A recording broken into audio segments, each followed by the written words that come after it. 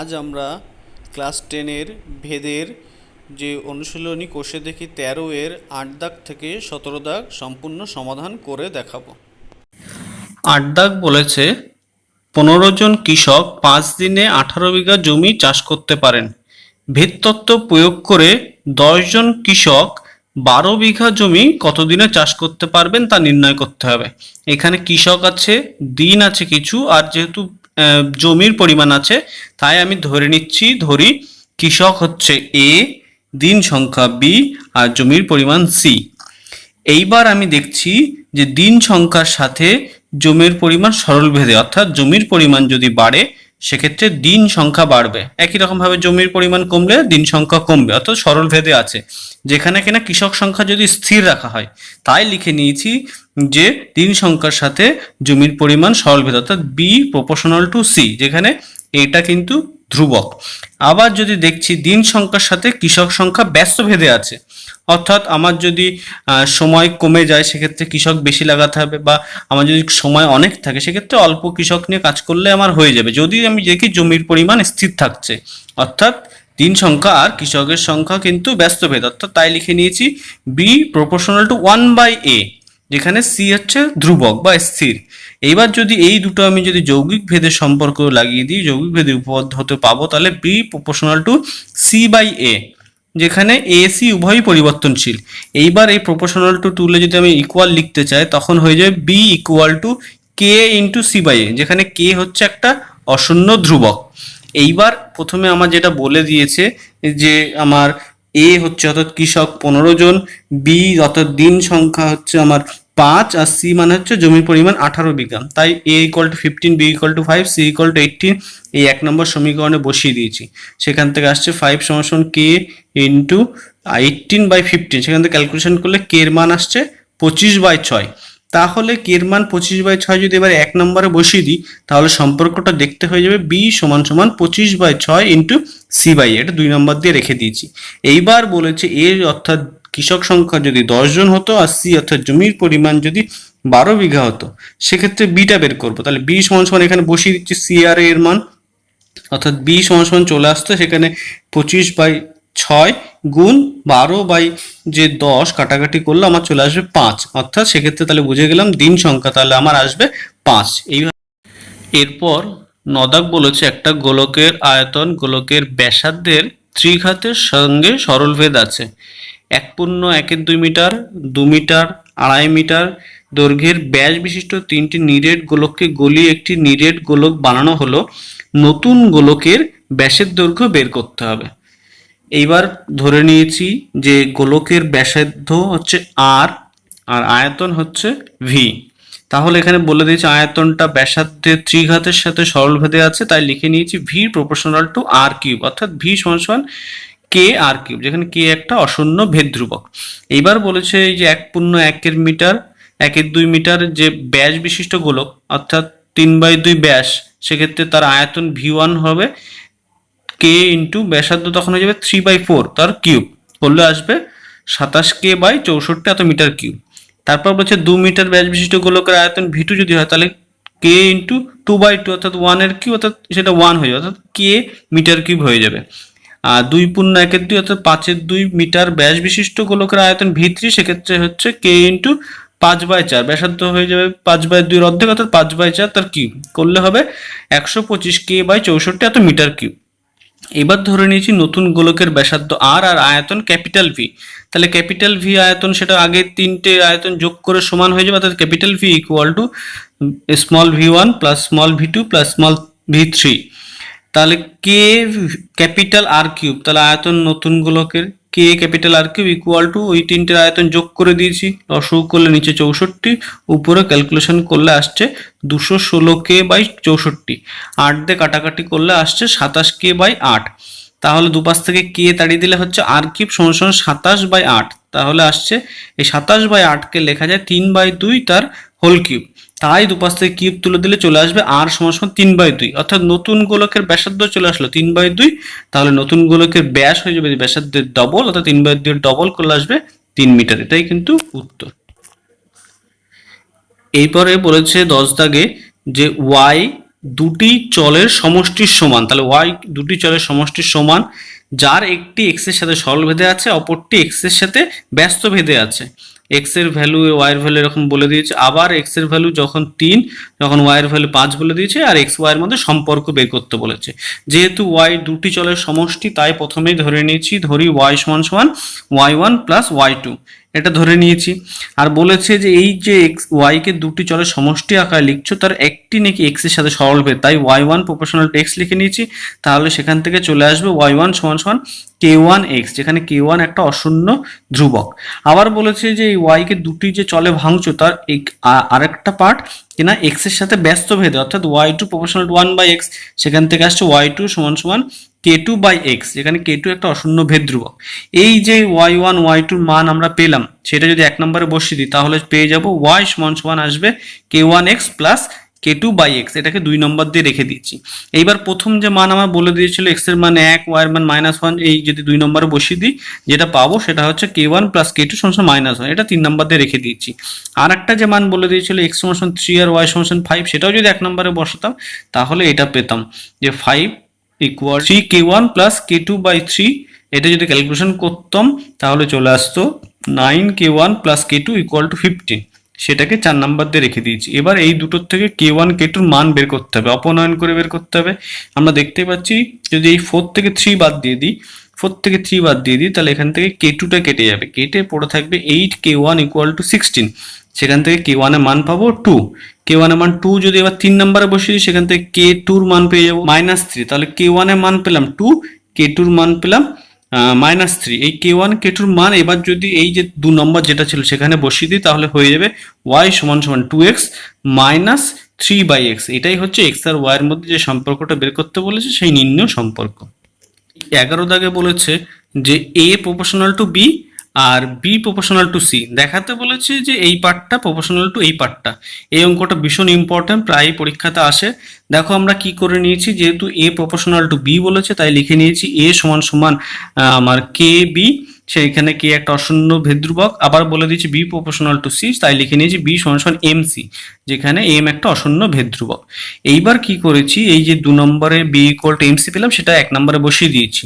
বসিয়ে দিয়ে সমান সমান আমরা পেয়েছি এ সমান সমান কে এম সি, এটা পেলাম। এইটা তোমরা কিন্তু অনুপাত সমানুপাতের ওখানেও করেছো। সবসময় আমার কি হবে যে এটাও দেখো তাহলে সি দিয়ে বের করতে পারলাম, আর বিটা তো সি দিয়ে বের করা ছিল, তাহলে আমার সুবিধা হবে কি এ বি সি সবগুলোই আমরা সি তে নিয়ে যেতে পারবো। এইবার যেটা আমার প্রমাণ করতে দিয়েছিল সেটা দেখো যে এইটা প্রপোর্শনাল টু এইটা। এবার আমরা প্রপোর্শনাল দেখানোর জন্য কি করি, এইটাকে যদি এটাকে ভাগ করলে একটা অশূন্য ভেদ ধ্রুবক হয় তাহলে হয়ে যাবে, তাই করেছি, তাই ভাগফল আকারে লিখে নিয়েছি। এবার মান বসিয়ে দিয়েছি, এর মান বসিয়েছি, বির মান বসিয়েছি, সির মান সি রেখে দিয়েছি, এরকম বসিয়ে এটা কিন্তু আমরা পেয়েছি। এবার এটাকে হোল কিউব করলে K cube M cube C cube আসবে, এটা এম কিউব সি কিউব আসবে, এটা M cube C cube into C cube, এটা C cube into K cube M cube C cube, এরকম থাকবে। নিচে এখানে কে পড়ে থাকছে এম এম গুণ করে এম স্কোয়ার, সি 3টে আছে তাই সি কিউব হয়ে যাবে, আর ভেতরে এগুলো K cube M cube C cube plus M cube C cube plus C cube থাকলো। উপরে দেখো সবগুলোতে এই দেখো C6, এখানেও দেখো C6, এখানেও দেখো C6 হয়েছে, তাই C6 একটা কমন নিয়ে নিয়েছি। কমন নেওয়ার পরে দেখো কি পড়ে থাকছে, এখানে কে কিউব আর তার সাথে পড়ে থাকছে M6, তাই লিখে নিয়েছি, তারপরে প্লাস, আর এখানে কি পড়ে থাকছে C6 কমন হলে শুধু এম কিউব, তাই লিখে নিয়েছি, আর এখানে C6 কমন হলে পড়ে থাকছে দেখো কে কিউব এম কিউব, তাই লিখে নিয়েছি উপরে। আর নিচের থেকে দেখো এখানে বাইরে সি কিউব ছিল, আর ভেতর থেকে যদি সি কিউব কমন নাও তাহলে বাইরে দেখো একটা C6 চলে আসবে। C6 বাইরে লেখার পরে কি পড়ে থাকছে দেখো, বাইরে কে এম স্কোয়ার আছে সেটা লিখে নিয়েছি, আর ভেতরেগুলো যা আছে সি কিউব বাদ দিয়ে লিখে নিচ্ছি। দেখো কে কিউব এম কিউব সেটা লিখে নিয়েছি, তারপর এম কিউব শুধু লিখে নিয়েছি, তারপরে 1 এটা লিখে নিয়েছি। উপর নিচে C6 কেটে গেল, যেটা পড়ে থাকছে সেটা একটা অশূন্য ভেদ ধ্রুবক। তাহলে এই দুটোর ভাগফল যেহেতু একটা অশূন্য ভেদ ধ্রুবক, তার মানে ওরা সরল ভেদে আছে, সেটা কিন্তু প্রমাণ হয়ে গেল। 12 দাগে বলেছে দেখো এক্স ডেসিমিটার গভীর একটি কূপ খনন করার জন্য মোট ব্যয়ের এক অংশ এক্স এর সাথে সরল ভেদে এবং অপর অংশ এক্স স্কোয়ারের সাথে সরল ভেদে পরিবর্তিত হয় যদি 100 ডেসিমিটার এবং 200 ডেসিমিটার কূপ খনন করার জন্য যথাক্রমে 5,000 এবং 12,000 টাকা ব্যয় হয়, তবে 250 ডেসিমিটার গভীর কূপ খনন করতে কত খরচ হবে সেটা বের করতে আমাকে বলেছে। যেহেতু এখানে আমার ব্যয়টা দুটো অংশ, তাই সিটাকে মোট ব্যয় ধরে নিয়েছি, তার দুটো অংশ C1 আর C2 কে ভাগ করে নিয়েছি। এবার বলে দিয়েছে ওই ব্যয়ের একটি অংশ C1 নাকি x এর সাথে সরলভেদ, তাই লিখে নিয়েছি C1 প্রপোর্শনাল টু x, তাই লিখতে পেরেছি C1 সমান K1x, এখানে K1 একটা ভেদ ধ্রুবক। আর বলে দিয়েছে ওই ব্যয়ের অপর অংশ অর্থাৎ C2 টা নাকি x স্কয়ারের সাথে সরলভেদ, তাই C2 proportional to x square লিখে নিয়েছি। সেখান থেকে পাচ্ছি C2 equal to K2x square, যেখানে K2 হচ্ছে অশূন্য ভেদ ধ্রুবক। এবার এই যে C1 C2 যে মান সেটা 1 নম্বরে বসিয়ে দেবো। এই একটু আগে তোমরা যে অঙ্কটা করলে 10 দাগ সেই রকমই কিন্তু, তাহলে C সমান পেয়ে যাচ্ছি K1x প্লাস K2x স্কয়ার, এটা 4 নাম্বার দিয়ে রেখে দিয়েছি। এবার এখানে প্রথমে বলে দিয়েছে যে এরকম 100 ডেসিমিটার কূপ খনন করতে 5,000 টাকা খরচ, তাহলে x এর ভ্যালু 100, c এর ভ্যালু 5,000, এখানে বসিয়ে দিলে একটা সমীকরণ আমরা পাচ্ছি যে 100 K1 প্লাস এরকম 100 স্কোয়ার করলে 10,000 এরকম K2 ইকুয়াল টু 5,000। এখান থেকে উভয় পক্ষ থেকে যদি তুমি 100 দিয়ে কাটাকাটি করো তাহলে পেয়ে যাবে K1 plus 100 K2 equal to 50, সেটা 5 নাম্বার দিয়ে রেখে দিয়েছি। আবার যেটা বলেছিল x এর ভ্যালু 200, 200 মিটার কূপ খনন করতে তোমার 12,000 টাকা খরচ, তাহলে এখানে ভ্যালু বসিয়ে দিলে ওই একই যদি তুমি 4 নাম্বারে বসিয়ে দাও তোমার চলে আসবে যে 200 K1 প্লাস 40,000 এরকম K2 ইকুয়াল টু 12,000। দুপাশ থেকে যদি তুমি এরকম 200 দিয়ে কাটাকাটি করো তাহলে K1 plus 200 K2 equal to 60, এটা 6 নম্বর দিয়ে রেখে দাও। এবার এই দুটোর মধ্যে অপনয়ন করে K1 K2 মান বের করো।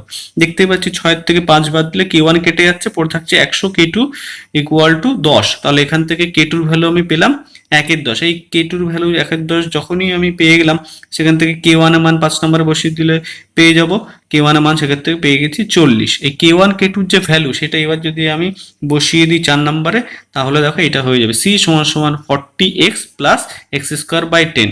এইবার আমার বলেছিল 250 ডেসিমিটার কূপ খনন করতে কত খরচ, অর্থাৎ x এর ভ্যালু 250, এবার যদি এখানে বসিয়ে দাও c এর ভ্যালু বেরিয়ে যাবে, তাই এখানে বসিয়ে দিচ্ছি C সমান 40 ইন্টু x অর্থাৎ 40 ইন্টু 250 প্লাস এখানে 250 ইন্টু 250 বাই 10 কাটাকাটি করলে ক্যালকুলেশন করলে দেখবে আসবে এরকম 16,250। তাহলে বুঝে গেলাম এরকম 250 ডেসিমিটার গভীর কূপ খনন করতে আমার খরচ মোট 16,250 টাকা। এরপরে দেখো 13 দাগে বলেছে চোঙের আয়তন ভূমির ব্যাসার্ধের দৈর্ঘ্যের বর্গের এবং উচ্চতার সাথে যৌগিক ভেদে আছে। দুটি চোঙের ভূমির ব্যাসার্ধের দৈর্ঘ্যের অনুপাত 2:3 এবং তাদের উচ্চতার অনুপাত 5:4 হলে ওদের আয়তন অনুপাত বের করতে বলেছে। তাহলে আমি প্রথমে আয়তন ধরে নিয়েছি V, ভূমির ব্যাসার্ধ ধরে নিয়েছি R, আর উচ্চতা ধরে নিয়েছি H। এবার যেহেতু বলে দিয়েছে যে ভিটা হচ্ছে কিনা যৌগিক ভেদে আছে ওর যে ব্যাসার্ধের বর্গ এবং উচ্চতার সাথে, তাই লিখে নিয়েছি V proportional to R square H। এবার এখান থেকে প্রপোর্শনাল তুলে ইকুয়াল লিখেছি, তাই লিখেছি V equal to K into R square H, যেখানে K হচ্ছে একটা অশূন্য ভেদ ধ্রুবক। এইবার বলে দিয়েছে যে দুটো চোঙের ভূমির ব্যাসার্ধ অনুপাত, তাই ধরে নিয়েছি দুটি চোঙের ভূমির ব্যাসার্ধ অনুপাত R1:R2, সেটা বলে দিয়েছে 2:3, সেটাকে 2 নম্বর রেখে দিয়েছি। আবার দুটি চোঙের উচ্চতার যে অনুপাত সেটাকে H1:H2, সেটা সমান যেটা বলে দিয়েছে 5:4, সেটা 3 নম্বর দিয়ে রেখে দিয়েছি। এইবার বের করতে বলেছে চোঙ দুটির আয়তন অনুপাত। আয়তনের অনুপাত তাহলে এখানে কি হয়ে যাবে K_R1 square H1 is to K_R2 square H2, তাই লিখে নিয়েছি। এবার উপর নিচে বসিয়ে নিয়ে কে কেটে গেছে, কে যেহেতু অশূন্য ভেদ ধ্রুবক তাই কেটে গেছে। এবার উপর নিচে তাহলে চলে আসছে R1/R2 তার হোল স্কয়ার লেখা যায় এটাকে, আর লেখা যায় পাশে ইন্টু দিয়ে H1/H2। এইবার যে R1/R2 যে মান একটু আগে দেখলাম যে 2/3, সেটা এখানে বসিয়ে দিয়েছি 2 নম্বর থেকে। আর H1/H2 যে ভ্যালু একটু আগে দেখলাম 5/4, সেটাও এখানে বসিয়ে দিয়েছি। ক্যালকুলেশন করলে এটা আসছে 4/9 গুণ 5, 4 4 কেটে গেছে, তাহলে পড়ে থাকছে 5/9, অর্থাৎ আয়তন অনুপাত চলে আসলো 5:9। এরপরে 14 দাগ তোমরা 8 দাগের মতো একই রকম ভাবে চেষ্টা করবে। আমি এরকম 8 দাগ, এদিকে 3-এর 3 দাগ, এরকম অনেক অঙ্ক করে দিয়েছি, তোমরাও কিন্তু চেষ্টা করলেই করতে পারবে। এরপরে 15 দাগে বলেছে একটা গোলকের আয়তন তার ব্যাসার্ধের দৈর্ঘ্য ত্রিঘাতের সাথে সরলভেদে পরিবর্তিত হয় এবং গোলকের পৃষ্ঠতলের ক্ষেত্রফল তার ব্যাসার্ধের দৈর্ঘ্যের বর্গের সাথে সরলভেদে পরিবর্তিত হয়। দেখাতে বলেছে যে গোলকের আয়তনের বর্গ তার পৃষ্ঠতলের ক্ষেত্রফলের ঘনের সাথে সরলভেদে থাকবে। তাহলে এখানে আমি গোলকটার আয়তন সেহেতু ভি দিয়ে লিখে নিয়েছি, ব্যাসার্ধকে আর দিয়ে লিখেছি, আর পৃষ্ঠতলের ক্ষেত্রফলকে ক্যাপিটাল এ দিয়ে লিখেছি।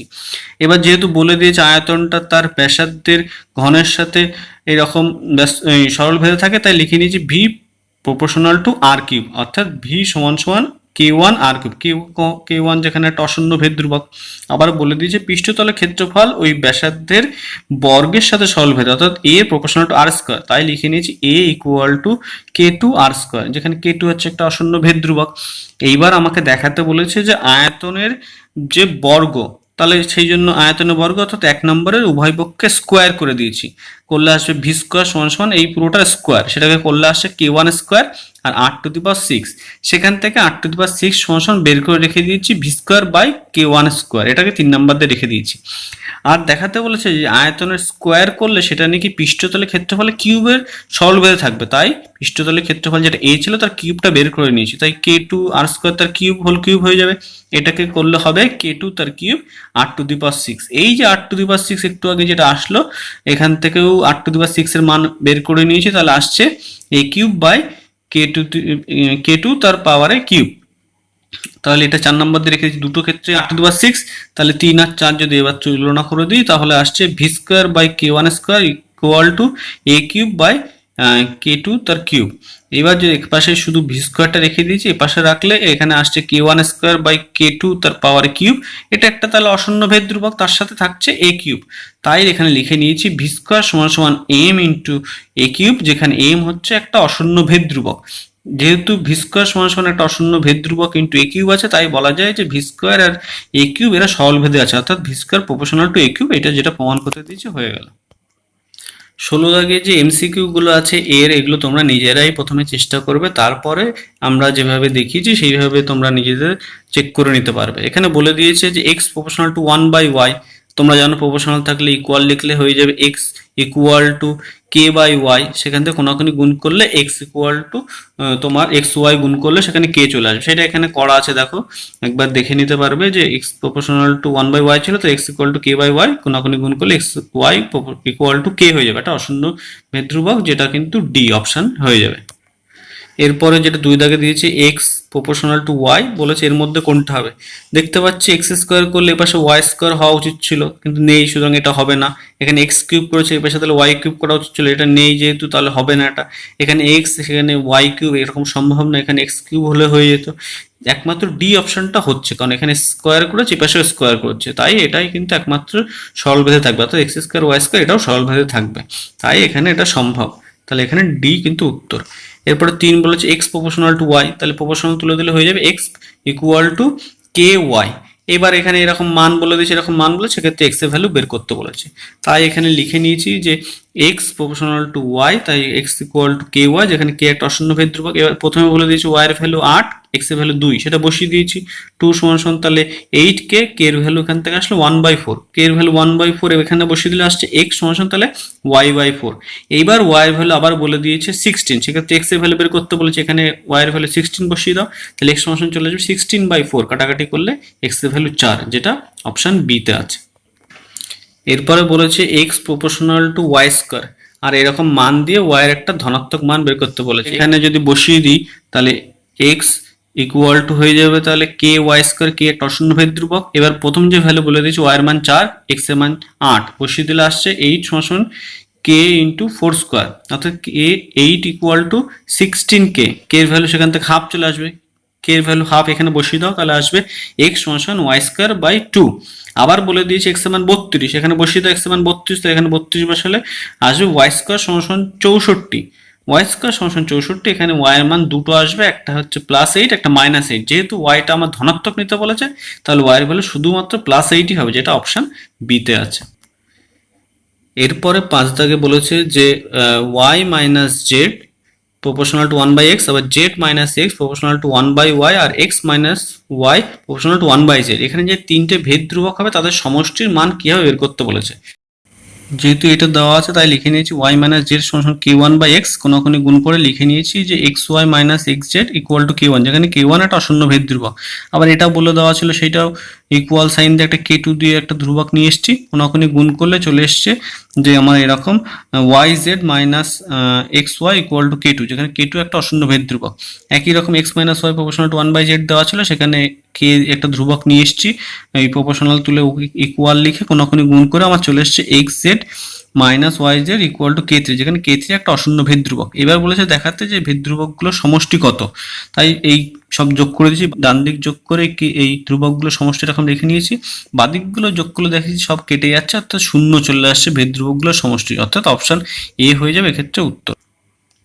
এরপরে বলেছে বি এর এক দাগ বলেছে Y proportional to one by X, অর্থাৎ আমরা লিখতে পারবো Y equal to K by X, তাহলে কোনাকুনি যদি গুণ করে তাহলে এক্স ওয়াই ইকুয়াল টু একটা কে অশূন্য ভেদ ধ্রুবক আসবে, কিন্তু এখানে বলেছে ভাগফল অশূন্য ভেদ ধ্রুবক, সেটা কখনো আসা সম্ভব না, তাই এটা মিথ্যা হয়ে যাবে, সেটা কিন্তু মিথ্যা লিখবে তোমরা। তারপরে বলেছে এক্স প্রপোর্শনাল টু জেড আর ওয়াই প্রপোর্শনাল টু জেড, সেটা হলে বলেছে এক্স ওয়াই নাকি প্রপোর্শনাল টু জেড হবে। আচ্ছা, সেটা কি করে হবে, যেহেতু এক্স প্রপোর্শনাল টু জেড বলেছে তাহলে আমরা এখানে জেড প্রপোর্শনাল টু এক্স লিখতে পারি, আবার যেহেতু ওয়াই প্রপোর্শনাল টু জেড বলেছে তাহলে জেড প্রপোর্শনাল টু আমি ওয়াই লিখতে পারি। এবার এই দুটোর যদি যৌগিক ভেদে করে দিই তাহলে Z proportional to X Y হয়ে যাবে, সেটাকে আবার যদি ঘুরিয়ে লিখি তাহলে প্রপোর্শনাল টু জেড, তাহলে এটা কিন্তু আমার সত্য প্রমাণ হয়ে গেল। এরপরে সি এর এক দাগ বলেছে X proportional to one by Y আর Y proportional to one by Z, সেটা বলেছে এক্স প্রপোর্শনাল টু কত হবে, এইভাবে করবে, যেহেতু X proportional to one by Y বলেছে তাহলে লিখে নেবে X equal to K one by Y, যেখানে কে ওয়ান একটা অশূন্য ভেদ ধ্রুবক, আবার বলে দিয়েছে Y proportional to one by Z, সেটা লিখে নেবে Y equal to K two by Z একটা অশূন্য ভেদ ধ্রুবক দিয়ে। এবার এই যে Y equal to K two by Z আসলো, সেইটা আবার প্রথম এক নম্বরে বসিয়ে দেবে, দেখবে চলে আসবে এক্স সমান সমান এইরকম এক্স সমান সমান চলে আসবে কে one by k two z, এটা k one by k two একটা অশূন্য ভেদ ধ্রুবক, তাহলে এখানে বলতে পারবে যে এক্স প্রপোর্শনাল টু জেড, তাহলে শূন্যস্থানে বসবে জেড। এরপরে বলেছে এক্স প্রপোর্শনাল টু ওয়াই হলে x two the power N সমান এখানে কি হবে, স্পষ্টত দেখা যাচ্ছে এপাশে পাওয়ার এন নিয়ে এসছে, তাহলে একপাশে ওয়াই এর পাওয়ারও এন হয়ে যাবে, অর্থাৎ Y to the power N answer হয়ে যাবে।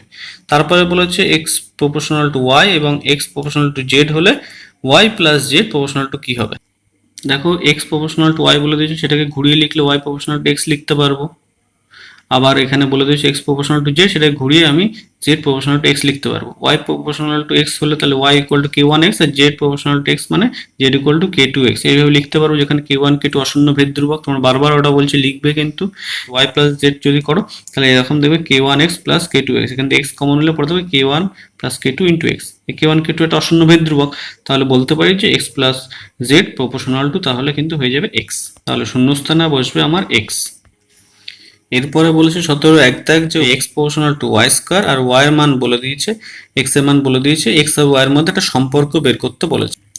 যেহেতু X proportional to Y square বলেছে তাহলে লিখতে পারি X equal to K Y square, যেখানে কে এটা অশূন্য ভেদ ধ্রুবক, প্রথমে যেটা বলে দিয়েছিল y equal to two a আর এক্স ইকুয়াল টু এ, সেটা বসিয়ে দাও, তাহলে সেখান থেকে দেখবে কে এর মান চলে আসবে 1/4 এই 1/4 কে এর ভ্যালু যদি তোমরা এখানে বসিয়ে দাও তাহলে চলে আসছে x equal to Y square by 4, কোনাকুনি গুণ করো Y square equal to 4ax, এইটাই হচ্ছে ওই এক্স আর ওয়াই এর মধ্যে নির্ণয় সম্পর্ক। এরপরে যে দু দাগটা আছে সেটা তোমরা 5-এর 4 দাগের মতো একই রকম ভাবে করতে পারবে আশা করি। এই 17 3 দাগটাও তোমরা করতে পারবে, একটু আগে যে 16-র যে এক দাগটা করলাম একই রকম ভাবে 17 3 দাগও কিন্তু তোমরা করতে পারবে। 17 4 দাগ এরপরে দেখো x proportional to y z বলেছে আর Y proportional to z x বলেছে, তাহলে দেখাতে বলেছে জেড একটা অশূন্য ধ্রুবক। দেখো x proportional to y z বলেছিল, অর্থাৎ x equal to K one y z লিখতে পারি, যেখানে কে ওয়ান অশূন্য ভেদ ধ্রুবক, আবার y proportional to z x বলেছিল, অর্থাৎ লিখতে পারি y equal to K two z x, যেখানে কে টু একটা অশূন্য ভেদ ধ্রুবক। এইবার এই কে টু এই y equal to K two z x যেটা আসলো সেটা এক নম্বরে বসিয়ে দাও, তাহলে চলে আসবে x equal to K one k two z square x, দুপাশ থেকে এক্স যদি কেটে দাও তাহলে চলে আসবে জেড স্কোয়ার ইকুয়াল টু 1/কে1 কে2। এবার জেড সমান তাহলে আসবে প্লাস মাইনাস রুট ওভার 1/কে1 কে2, যেখানে এটা একটা অশূন্য ভেদ ধ্রুবক, তাহলে সেইটাই প্রমাণ করতে দিয়েছিল জেড সমান দেখাতে হবে একটা অশূন্য ভেদ ধ্রুবক, সেটা প্রমাণ কিন্তু হয়ে গেল। এই অধ্যায়ের যে শেষ অঙ্ক যেটা বলেছে b proportional to a cube, আর বলেছে এর বৃদ্ধি যদি 2:3 অনুপাতে হয় তাহলে বির বৃদ্ধি কি অনুপাতে হবে। তোমরা এমনিই দেখে বলতে পারবে, যেহেতু দেখা যাচ্ছে যে বি এর প্রপোর্শনাল টু এ কিউব, অর্থাৎ এর যদি যা বৃদ্ধি হবে তার কিউব করে দিলেই এখানে বি এর বৃদ্ধি হয়ে যাবে। তার মানে এই অনুপাতটা কিউব আকারে করে দিলে অর্থাৎ 8:27 কিন্তু হয়ে যাবে। সেটা কিভাবে করে দেখাবে ম্যাথমেটিক্যালি সেটা দেখো, বি প্রপোর্শনাল টু, তাহলে এ কিউব বলে দিয়েছে তাই লিখে নিচ্ছি b equal to k a cube, যেখানে কে একটা অশূন্য ভেদ ধ্রুবক। এবার ধরে নিচ্ছি যে প্রথমে এ ছিল 2m, তখন তাহলে বি এখানে বসিয়ে দিয়েছি, এই এখানে সমীকরণে বসিয়ে দিলে বির মান চলে আসলো 8 km কিউব। আবার কিছু পরে যখন 3:2 অনুপাত অর্থাৎ যখন এ যখন 3m হয়ে যাবে তখন বি এর মান দাঁড়াবে 27 km কিউব। তাহলে বি এর বৃদ্ধির অনুপাত তাহলে দাঁড়াবে 8 km কিউব:27 km কিউব। ক্যালকুলেশন করলে দেখবে আসবে 8:27। এইভাবে তোমরা কিন্তু এই অধ্যায়ের সব অঙ্কগুলো করতে পারলে। এরকম আরও ভিডিও পাওয়ার জন্য আপনার চ্যানেলটি সাবস্ক্রাইব করুন, বেল আইকনটি প্রেস করুন এবং লাইক, কমেন্ট এবং শেয়ার করুন। ধন্যবাদ।